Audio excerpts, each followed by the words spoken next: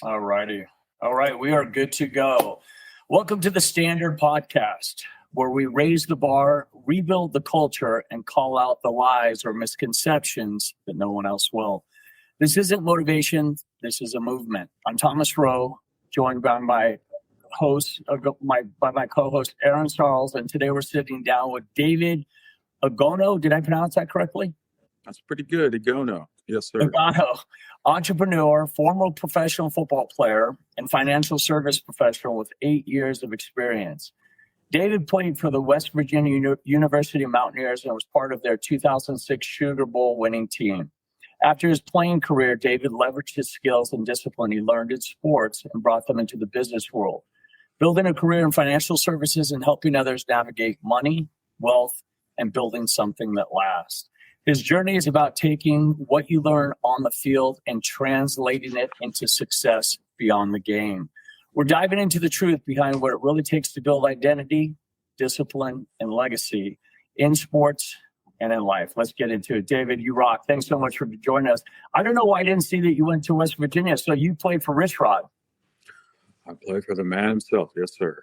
Yeah, he ended up in Arizona after that, after he left there. So I guess we have some roots there. Let's get in there. Let's get started. You went from playing in the Sugar Bowl to building a career in financial services and entrepreneurship.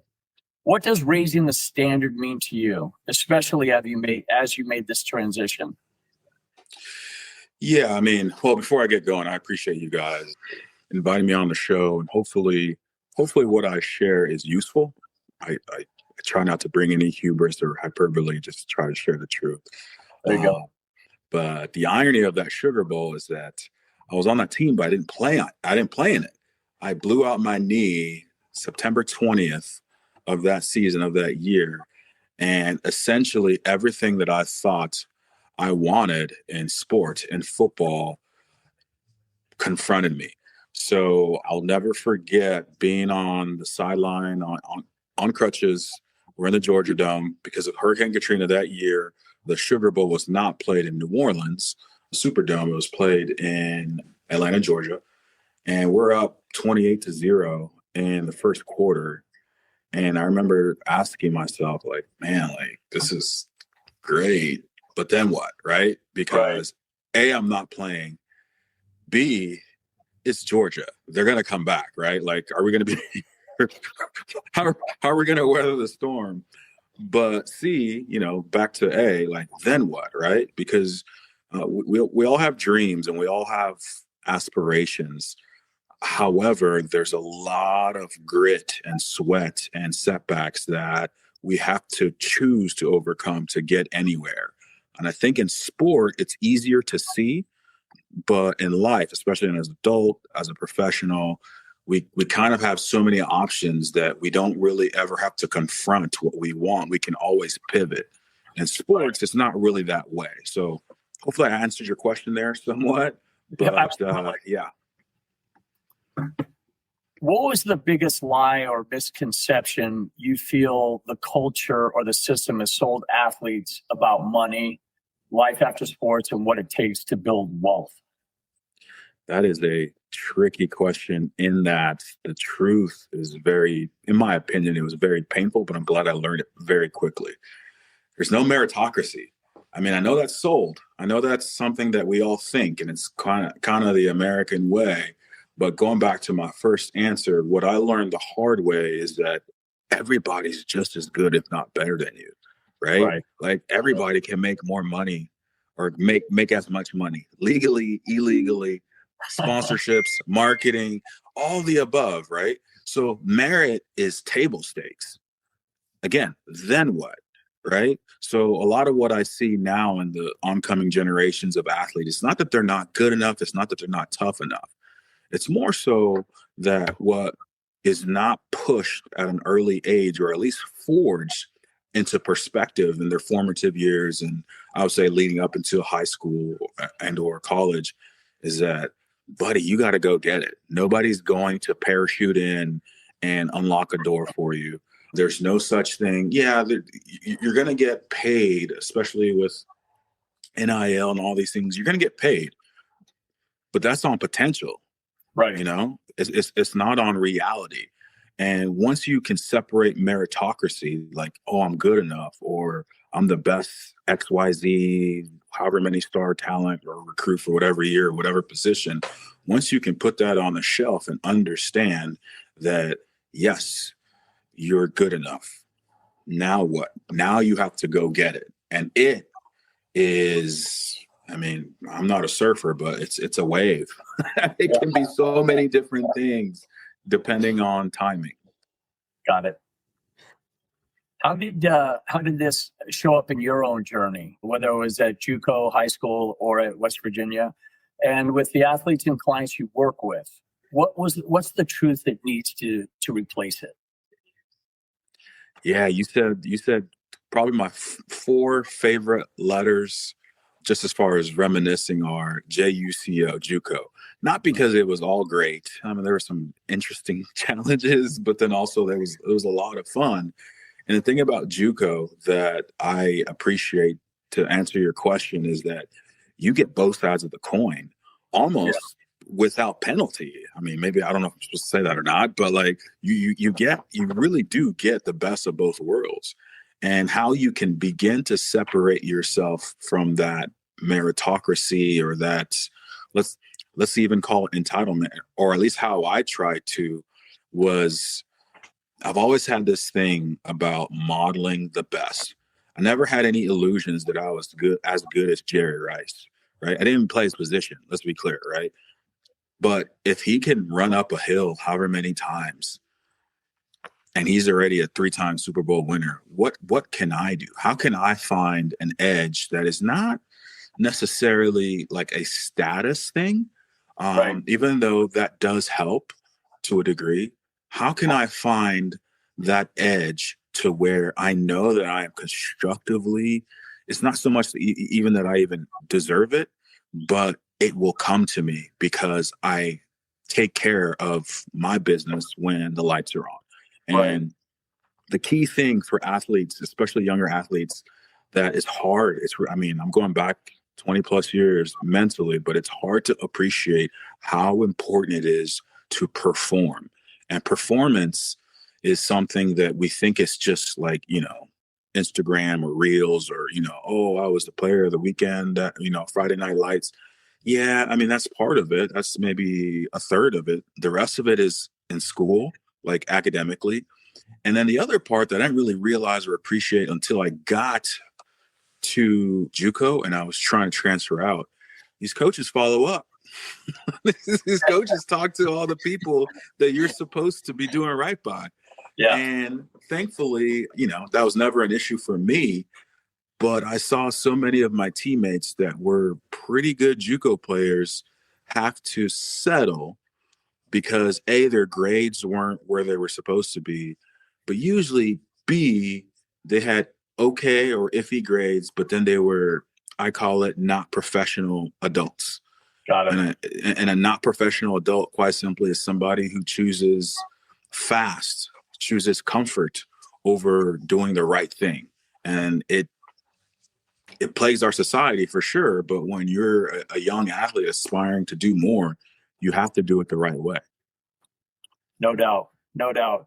So I know that you grew up in Phoenix, went to Scottsdale Community College before transferring to West Virginia. One of the big questions we get from our athletes is, when did you know West Virginia was the right choice for you? I'll be honest, there's no romanticism. There's no moment necessarily. West Virginia, I believe this is 2004, because they played, I believe, in the Gator Bowl against Florida State. So Pac-Man Jones is playing, and the commentators and announcers are talking about him going to the NFL. Let me take a step back. My entire sophomore season in junior college, I was recruited, but it was one of those things where, like, it was all, dare I say, local-ish. So being a kid from Phoenix, the Valley, the schools that were recruiting me were, no disrespect, but they were not appealing to me because they were in New Mexico, Colorado, Utah, or take a step down and play in California. For me, quite frankly, I wanted to get as far away from Phoenix as possible. I wasn't running from anything. I wasn't a bad kid. I wasn't doing dirt or anything illegal, but I just wanted to go. I wanted to go to a school, a city, a state where football was the thing. That is something that was just inside of me. I just want to get as far away from Phoenix as possible in a constructive way. Sure. So I had a highlight tape made, a DVD tape made. I don't know how many schools I sent it out to. It was a lot. I paid for it all out of my own pocket. And schools came, the same usual suspects of schools that were local or at least Midwest would call me. And I wasn't feeling it. Like, no, again, no disrespect. It wasn't a level thing. It just wasn't. I knew that I would regret going to those schools if they contacted me. So the week before I sent out tape to West Virginia because West Virginia was playing in the Gator Bowl against Florida State.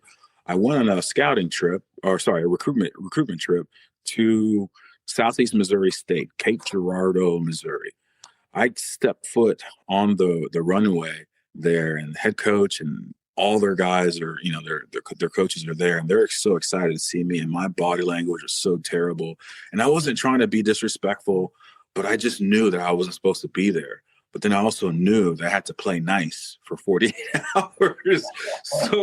So in my mind, I'm like, D, you better figure this out real quick, because, like I said previously, like, these coaches talk. They talk, whether you like it or not, they talk. Yeah. Whether, school, division, conference, NFL, college, they all talk. So you got to play nice. So I played nice up until, I played nice up until we were our defensive backs coach was showing a highlight reel. And I don't know why he did this, but he was like, "Hey, David, like, what's your number?" And I was like, "What do you mean?" Like, I was paying attention, but I was zoned out, let's be honest. He goes, "What's your number?" I was like, "What do you mean?" He goes, "Your jersey number." He goes, 26. And I was like, 26 is my number. He goes, "All right, let me put this on here." I was like, "What do you need my jersey number for?" He goes, "Oh, that's going to be your jersey when you come here." And he said it in a way that I didn't like. And I'm one of those guys I'm respectful, but then I also know what I want. Again, that's just how I'm wired. And without missing a beat, I was like, "Well, I'm not coming here, so you can put whatever number you want on there." And it was one of those things where as soon as I said it, it's not that I crossed the line. I didn't cross the line, but I knew that it was what was inside of me that was caged for the past 30 something hours, but I didn't know where to release it to, but it came out. So the head coach the next morning, he's like, "So, like, you don't want to come here?" And I'm like, "Nah, I just don't. I have other schools." And I had just sent out tape to West Virginia. So I threw West Virginia's name in there. Not that they had even contacted me. Let's be clear. Right. And he's like, "Well, you don't want to go there. You're not going to play." And he shook the wrong cage again, just as far as ambition. And dare I say that, I wouldn't call it meritocratic view. I didn't feel entitled, but like, you don't really know me, but let me be clear about where I think I can get to. So I said, "Coach, I appreciate you bringing me out here. Please forgive me for me being somewhat forthright, but like, I want to push myself to go higher. So I'll give you a definite answer here in a few days, but that's what I'm going to try to do." And he said, "You know what, David, I respect you, and I respect you for telling us outright. We'll keep our options open, but just know that, like, we want you here." And I was like, "Coach, I appreciate it." I get home, West Virginia actually calls me. So Tony Gibson, who's now the head coach at Marshall University down at the bottom of the state, he calls me. Like, "Hey, we got your highlight tape." Normally when I tell the story, I try to do his twang, but I won't do that for you guys this time, just to keep it buttoned up. And he's like, "Really, really like what we see on tape. Like, I'm going to pull transcripts for you, and just hold tight. All right." Mind you, he's saying this, and pretty much 90% of the football schools that I'm looking looking to play for, they start school that following Monday. So when he's saying hold tight, I'm like, well, buddy, like you gotta make a decision here pretty quickly, because I have to make a decision pretty quickly, right? So no matter if I want to go to Southeast Missouri State, or Mars U or Last Chance U or whatever, I gotta get rolling so I can get through transcripts and everything so I can enroll in that university on time so I remain eligible. So to speed up the story, there was some issues with my transcript, but you mentioned Coach Rod, Rich Rod. Tony Gibson calls me back. He's like, hey, David, we're trying to figure out, our compliance office is trying to figure out, if you're a junior or senior, we really like you. But if you're a senior, it's going to be kind of hard for us to offer you a scholarship. But at the same time, if you're willing to come out here and compete, we'll be glad to have you. So if you reference that against what I went up, or sorry, how the Southeast Missouri State conversation went versus this one with West Virginia, basically I was told that I was welcome to come compete. Forgive me for having a long-winded answer, but that's one of the threads in my life, is when I've been given the opportunity to prove myself. Right. There's been times where I've failed. Let's be clear. There's no Disney or Pixar about it. There's times where I've failed awesomely. Whoa, what were you thinking? But in the key moments, especially in sport and professionally, what I've realized is that I'm wired a certain way and I'm not for everybody. Sure. The other side of that too, though, is that I have to be able to see where I can thrive, right? So as a young athlete, when I say young, I just mean pre-junior college for my story.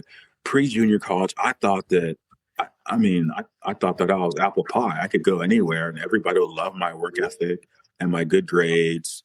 And, I was a classy kid. I thought that was for everybody. But what I realized post-junior college is that, dude, you're not that good. You know what I'm saying? I said that in a very constructive way. You're not that good. You have to do more research. You have to know who you're talking to, where you're going. And to put a pin in the story, if I would have went anywhere but this college, I would have regretted it the rest of my life. We'll get to it here in a few questions, but West Virginia University is the most undervalued, underdog, big school that I can think of. And that is my identity to a T. And the second I got here, even though it was 2 a.m, a couple of days later after talking to Tony Gibson, my soul, my internal, my intuition was allowed to rest, because I was like, okay, I'm here now. I didn't have that peace prior to coming here. So again, long-winded answer, but that's how it started to click for me.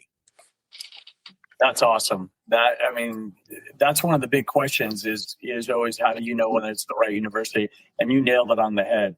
I'm going to turn it over so thank you for that. I'm going to turn it over to Aaron. Aaron, you're going to take segment 2, identity and legacy. Take it away. Yes, I am. So David, thank you again for joining us today. I would love for you to share with our audience, beyond the titles and the wins, who is David, and how do you define character, integrity, and discipline as part of that? Well, I have to give you guys credit for only asking the super hard questions. How I want to be seen and how I see myself sometimes are two different things, or multiple different things. But what I would say is, quite honestly, character and high integrity, and I would even almost blend those two words together and just say one word. I just try to be classy. And classy isn't a status play. It's not something that is, I think it's always fashionable or cool to be classy.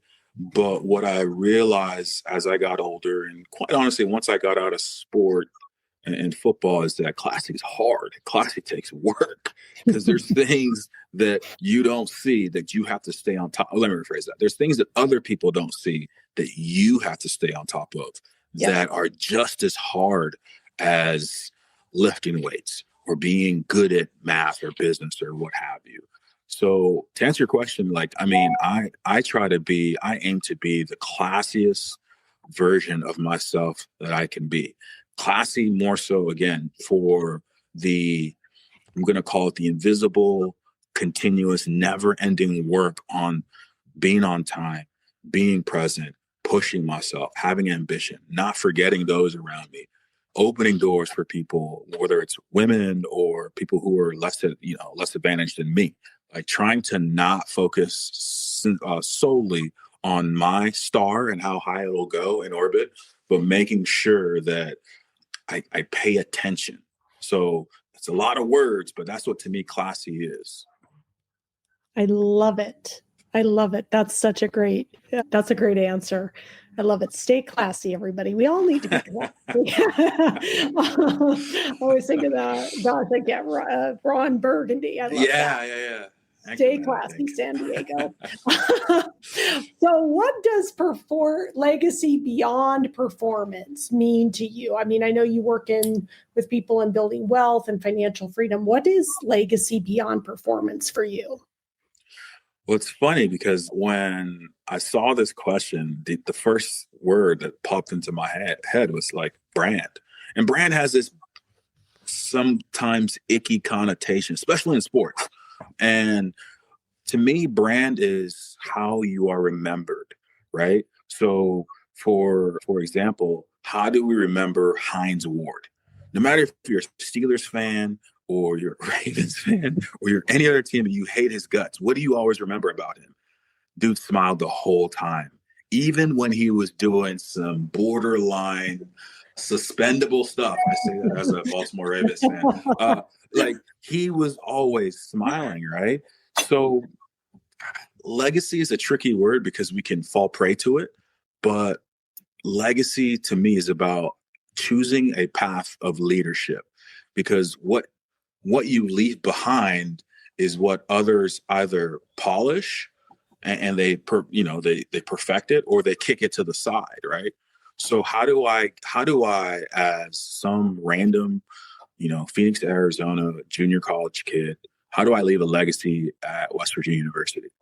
Well, I mean, in that instance, I work my tail off. I make sure that, not that I'm the nicest person, because my wife would tell you I'm not, not a nice person, but how do I be the most warm person that I can on a consistent basis? Because warm and nice to me are two different things, right? Mm-hmm. So legacy is finding a path of for me, legacy is finding a path of leadership that is sustainable, that you don't have to explain it to somebody else who sees you or observes. They pick it up.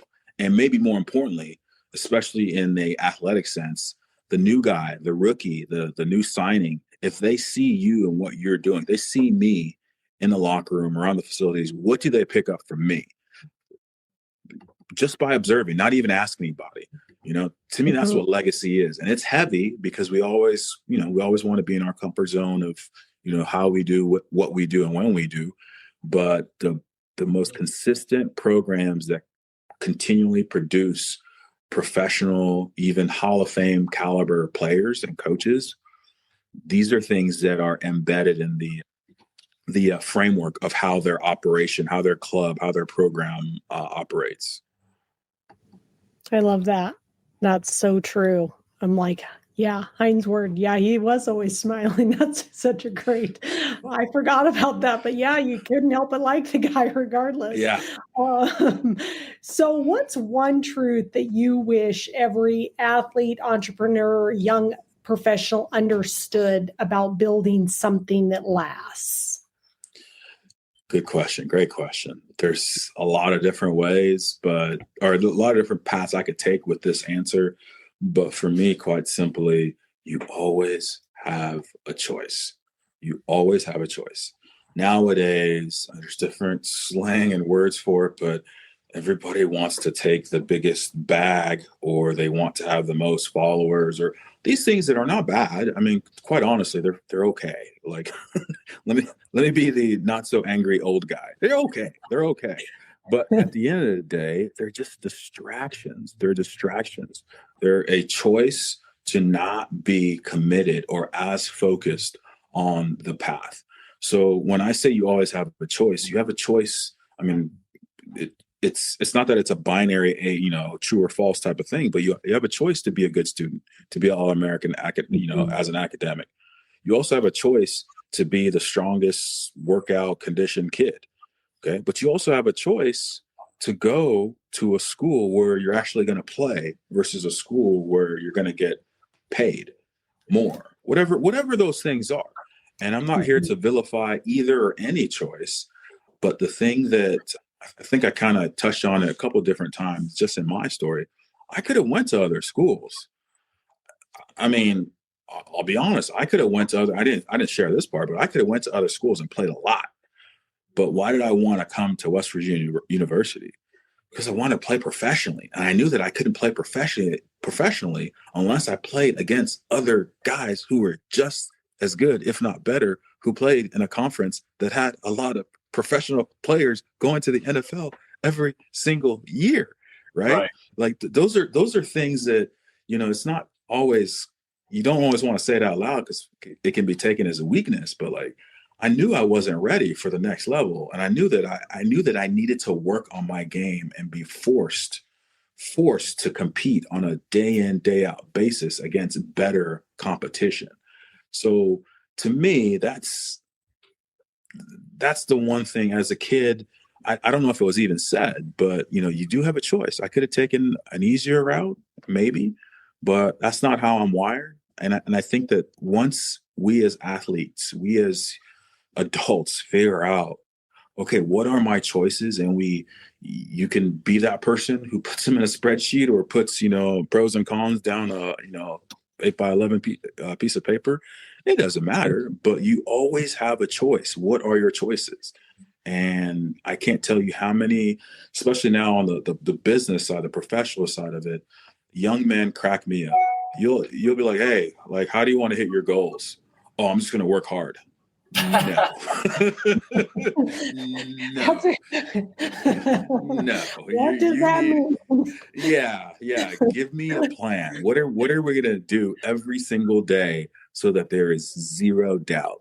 And you say that and their eyes are like, you're not even speaking English. I just told you that I'm the best person in here and I will continue to be the best. And I was like, well, now I have doubts, but how do we constructively build a bridge to get to where we want to get to? And that's something that you have to be deliberate and intentional in. 100%.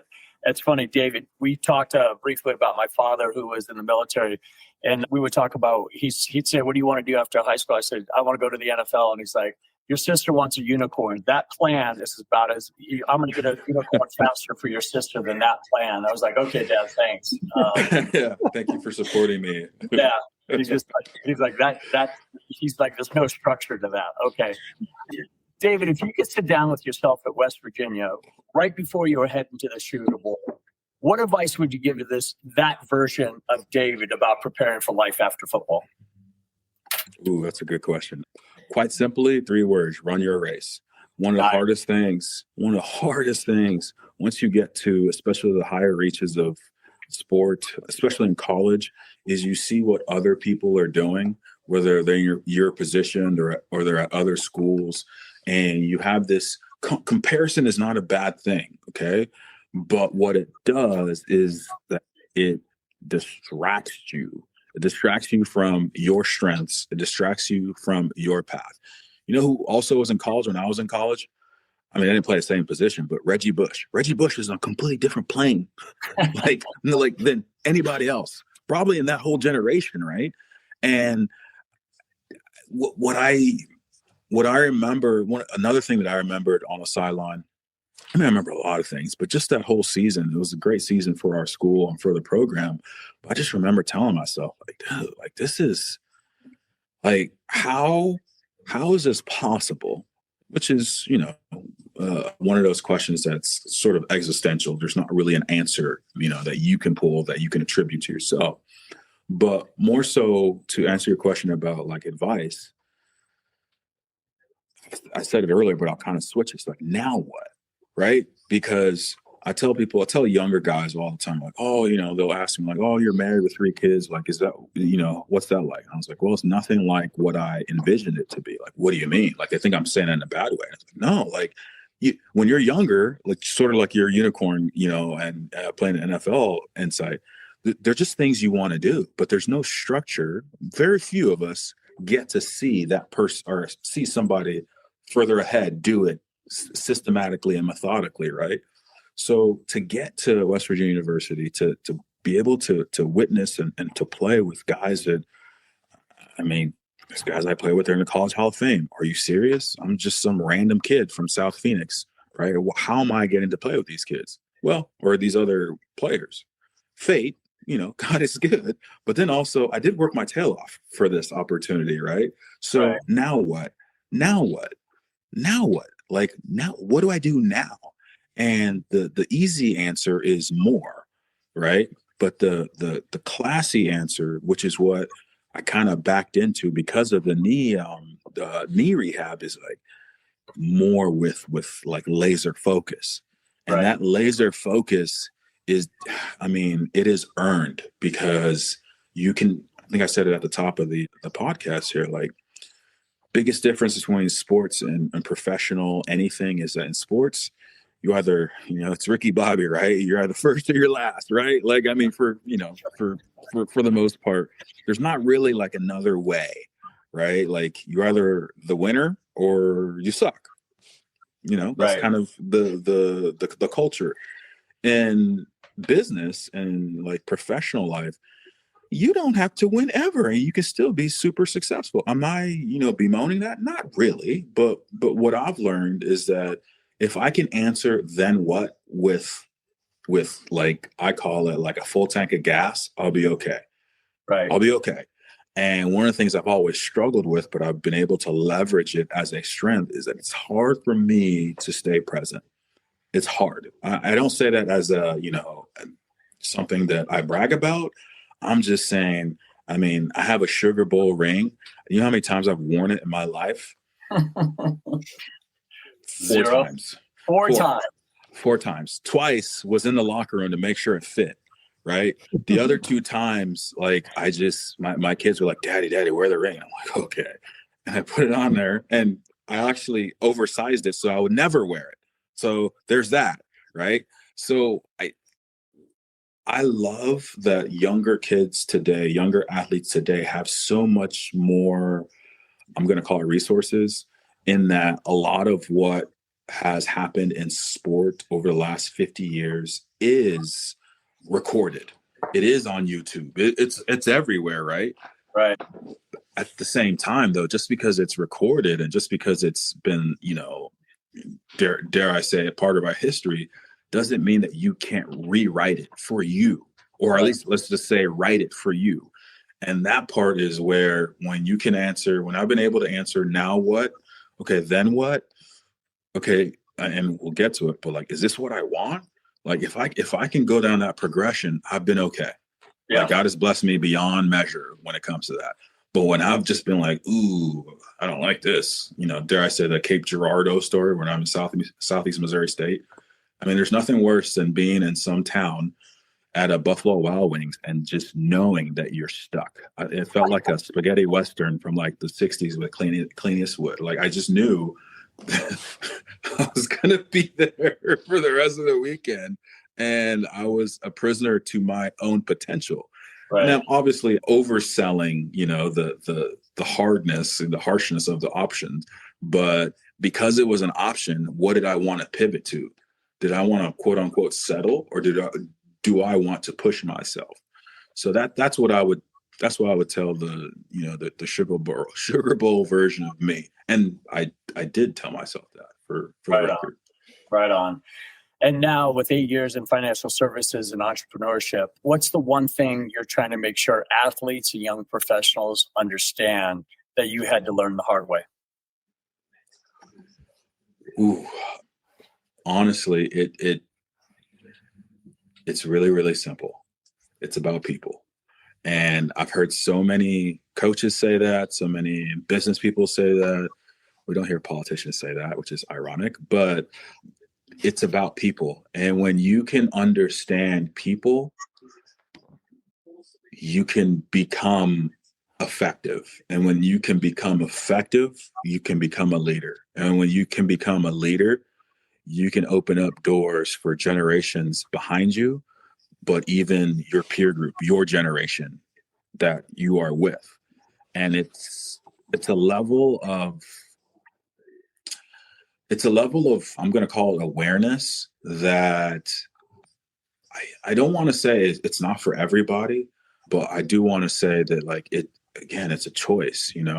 My story, my background is not uncommon, but also I also knew that I was fortunate I use the term get out, and get out is, I didn't grow up in Compton, in the 90s, or, west side of Chicago or anything like that. Nothing that drastic, but I wasn't even the best football player in my family. Forget about school, forget about, generation or year. I mean, I tell people all the time, like, oh, you were pretty good at football. Right? I was like, no, I was okay. Like, what do you mean? You're from Arizona, like the early 2000s. Like, who were you up against? I was like, well, there's this 6'4", 260-pound running back. He was okay. Oh, really? Who was that? Yeah, Terrell Suggs. Like, I'm not on his level. Like nobody in our age group was on his level. So how did I get this far if I wasn't on his level?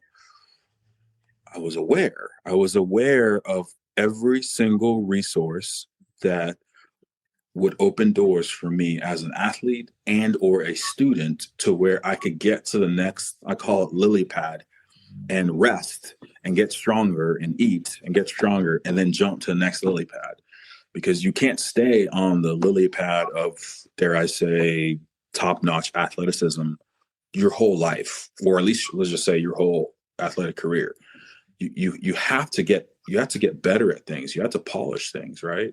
Sure. And the other side of that too is, like, once you step out of sport and you see people where they are in their lives, a lot of where they are in their lives, whether it's for richer or for poor, is basically boiled down to perspective and what was modeled for them. So how we're modeled and the behaviors that are rewarded, those are big chunks, big pieces of who we act out, who we want to be, whether it's financially, whether it's athletically, whether it's relationally. Like those are all big pieces of it. So to circle back to why I said people, when you can understand people, you can begin to understand how to be useful for that person. And if you can be useful for one person, here's like a dirty secret about people, especially in sport. There's really only like 5 to 6, maybe 7 profiles of people. If you can understand how to serve them and not manipulate them and do what's best for them, right, they'll push you to the front, and they will follow you as long as you will leave them. And that's the thing that has always captured my attention, is why is this random person who was not a star quarterback, did not come from a great heralded school, why are they a coach or an NFL assistant coach or whatever, what have you? And if you look back, if you go through, their careers, it's because they figured out people. Oh yeah. We're gonna take it over to the final. I'm sorry, segment 4, rapid fire round. Aaron's gonna take it from here. Aaron, go for it. Yes, it's my turn again. I'm back. So I'm going to say a phrase or word, and I'm just going to have you give me a quick response of like how you would finish that sentence. So I'm going to turn this over to you, and my questions are: discipline equals. For me, discipline equals lane, like LANE. If you can figure out what your lane is, your strengths, your weaknesses, quite honestly, legal, illegal, like however you want to frame it. If you can figure out your lane, you'll be okay. Great. Okay. Leadership equals. I'm stealing this from Pete Carroll because when he said it, I immediately was like, oh, that's it. It's leadership equals love. When you love somebody where they are at, not for their potential, not for how much money or how much notoriety they're going to bring to you. When you love somebody for where they are at, it's amazing what you can accomplish with them. And I've seen it time and time and time again. And it's been done for me. Let me be clear. It's been done for me. So yeah, to me, leadership equals love. What about faith equals? Faith is the bridge. If you don't believe, how is anybody going to walk with you or even push you across that bridge? You got to be the first one. And in my opinion, strong leaders have enough, because sometimes it's challenged to, absurd levels. They have enough faith in themselves that others can begin to at least believe in them when they don't believe in themselves, right? So to me, faith is a bridge. It's a bridge to get over those initial doubts. Love it. And Nice. What is one thing you'd never compromise on? I would say integrity. If you have integrity, you just avoid a lot of the minutia BS that is just going to ensnare you. And I don't say that for any other reason other than, I tell our employees, look, I will never not support you if you just tell the truth. If you tell the truth and do what's right by that person, I'll take all the arrows in the back. If you don't tell the truth, that's going to be a bad day for you and everybody else, because we have to have integrity. If we're not doing what's best for other people, it's what I try to teach my children. If we're not doing what's best in the situation, then everything and nothing can happen. And I don't like that. I'd rather know it's going to be a bad day than to step into a situation where it could be a bad day and, right? Just give me the bad day. I just want the bad day. I don't want the bad day and. So true. Okay, Thomas, that was the rapid fire. I'm going to let you close us out. Awesome. That, David, there's that expression, I'd rather you slap me with the truth than kiss me with a lie, right? So. Oh, yeah. I'm with that, yes. David, before we wrap up, is there something we didn't touch on today that you feel like athletes, entrepreneurs, and professionals need to hear about with respect to money, business, and life after sports?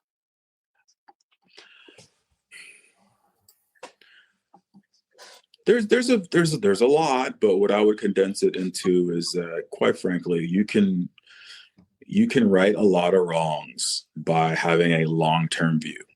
Whether it's, you're starting investing and taking care of your money and all that at age, just to make up a number, 60, or, you're from the other side of the tracks or the hood and you don't have anything, right? You can start small and start now. It's not my favorite saying, but I always say it when I feel lazy, which I don't care what you hear in this interview, in this conversation. I feel lazy every stinking day. And I try my best to push myself. And it's the Chinese proverb of the best time to have planted a tree was 20 years ago. 20 years ago. And, for reference, 20 years ago, I played at the university down the street from me. That's how long ago it was the best time to plant a tree, right? So we can't get caught up in our mistakes or, our limitations. I mean, let me rephrase it. You can, but we don't have to. How are we going to have a long-term view in turning our heads towards what is the long-term good? Because when we can focus on the long-term good, a lot of these things are kind of easier, whether it's legacy or having faith or, pulling others up alongside you. When you have a long-term view, you can do it. But if you're just trying to get the next fast check or, status symbol, and those things clash with long-term views, if that makes sense. Sure. Absolutely. All right. The important question, top 3 DBs of all time, according to David. That's unfair. That is an unfair question. What I will do for sake of not being hunted down, I'm gonna do 2 that are in the last 25 years, and then the one all timer. So I'll start with the all timer. Well, and I'll cheat on your question, give you an honorable mention. So honorable mention for me, It's Kenny Easley. I believe he passed away last few months or so. He did. UCLA. Yeah. Oh, yeah. Seattle Seahawk. I remember watching NFL films with Steve Sable, and they were doing the interview with him. And he basically – so I played football because I can be violent. And football was the only way that I could do it in a way that was constructive and, useful. And I would watch these NFL films, like interviews, and just literally take notes. And when I heard that John Lynch and even Ronnie Lott were all about Kenny Easley, like you see him hit with the lack of pads back in the eye. Anyway, he was the first one that opened my eyes to, okay, I can make this my thing if I figure out the science and the form of it. So he's honorable mention. All-time great Ronnie Lott. I don't even have to say anything. I mean, to play, I've been majorly injured, if that's a way of saying it, and to find out that he played with without a finger, people think that that's like, oh, he's just tough. No, he's crazy, because that hurts. It hurts. It hurts on a level of, at least for a guy, who can't give birth to a child. Like, you don't have to do that. Like I said before, like you always have options. He didn't have to do that. Right. But he is and was wired a certain way. And like I said before, for some people, it's like honey. It's like nectar. Like I'm wired similarly. So that's the honorable mention. That's the all-timer. And then, I mean, the other two for me, Ed Reed is number one. Troy Polamalu is 1A. Watching those two guys and being fortunate enough to play a little bit while they were in the prime of their career. Right. My goodness, like what they did. I don't ever want to say something as foolish as, oh, we'll never see that again. We probably will. But at the same time, the level of audacity that they both played with, it was an era where they weren't the biggest, strongest dudes. I mean, at all. You look at some of these safeties now, they're like wide receivers. They're like 6'5", 240 pounds. You're like, okay, that's interesting. But these guys were similar size, 5'10", 5'11". I'll give them 200 pounds, and they played fearless football. So those are my 3 plus 1, I guess. That's a badass list. There's no question that is a badass list. David, where can people get a hold of you if they want to reach out and touch base with you? Yeah, I mean, again, I appreciate you guys inviting me on here. You asked some really deep but important questions, so I appreciate that. I guess I have more followers on X or Twitter, whatever we're supposed to call it, and my handle is just @undervalue. That's just my thing. To me, sports are great because you get to see different types of people and different types of winning across the board. So I've always been the underdog, undervalued person. So I made my handle on X undervalue. And then on LinkedIn is growing on me because it's more, there's still a lot of stuff on there, just like any other platform, but the one-to-one conversations, interactions are actually somewhat more authentic. So I like to post about, I think I called it the invisible glue of leadership. Everybody wants to talk about tactics and Moneyball and, sourcing, 7'3" kids from Paris. That's great. I mean, that's fine. Go do those things. Godspeed. But to my point that I said earlier, it's always going to be about understanding people. If we can understand people, then leadership, it's not that leadership is easier. It's just there's almost like indisputable evidence in how taking care of people will get a lot of people to a better place. Oh, yeah, absolutely. Team, thanks so much, David. And again, team, you can find David at X. That's undervalue. That's UNDERVALU. And on LinkedIn, it's David Igono. Now, remember, at the end of the David, there's an E. I had a hard time finding you on LinkedIn, and Aaron had to point that out to me. So it's DAVIDEIGONO.